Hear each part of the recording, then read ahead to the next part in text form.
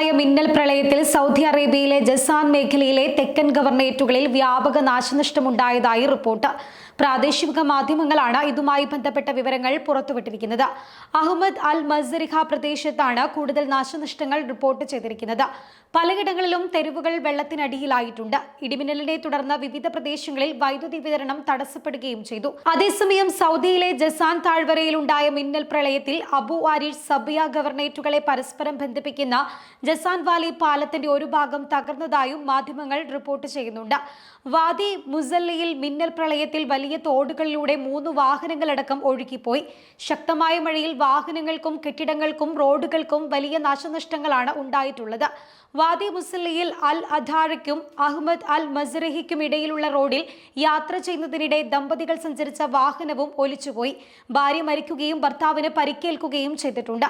ഒഴുകിപ്പോയ വാഹനങ്ങളിൽ ഒന്നിൽ യാത്രക്കാരുണ്ടായിരുന്നുവെന്നും അവർക്ക് എന്ത് സംഭവിച്ചു എന്ന കാര്യത്തിൽ വ്യക്തതയില്ലെന്നും പ്രാദേശിക മാധ്യമങ്ങൾ റിപ്പോർട്ട് ചെയ്യുന്നുണ്ട്. സിവിൽ ഡിഫൻസ് ടീമുകൾ കാണാതായവർക്കായി തിരച്ചിൽ നടത്തുകയും നാശനഷ്ടങ്ങൾ വിലയിരുത്തുകയും ചെയ്യുന്നതായും മാധ്യമങ്ങൾ റിപ്പോർട്ട് ചെയ്തു. ജസാൻ വാലി പാലം തകർന്ന സാഹചര്യത്തിൽ ഇരുവശത്തേക്കും ഗതാഗതം ബദൽ റൂട്ടുകളിലേക്ക് തിരിച്ചുവിട്ടതായി റോഡ് സുരക്ഷാ പ്രത്യേക സേനയും അറിയിച്ചിട്ടുണ്ട്. ഫീൽഡ് ടീമിന്റെ നിർദ്ദേശങ്ങളും ട്രാഫിക് നിയമങ്ങളും പാലിക്കാൻ അവർ പൊതുജനങ്ങളോട് അഭ്യർത്ഥിക്കുകയും ചെയ്തിട്ടുണ്ട്. ജസാൻ പാലം തകരാനുണ്ടായ സാഹചര്യങ്ങളും കാരണങ്ങളും കണ്ടെത്തുന്നതിന് പ്രത്യേക അന്വേഷണ സംഘങ്ങൾക്ക് അധികൃതർ രൂപം നൽകിയിട്ടുണ്ട്. പാലത്തിന്റെ അടിത്തറയ്ക്ക് സമീപം മണൽ ഖനനം നടന്നതിന്റെ സൂചനകൾ ദൃക്സാക്ഷികൾ റിപ്പോർട്ട് ചെയ്തിട്ടുണ്ട്. ശക്തമായ വെള്ളപ്പൊക്കത്തിൽ പാലത്തിന്റെ അടിത്തട്ടുകൾ തകർന്നതാണ് ഇതിന്റെ തകർച്ചയിലേക്ക് നയിച്ചത് എന്നാണ് സൂചന.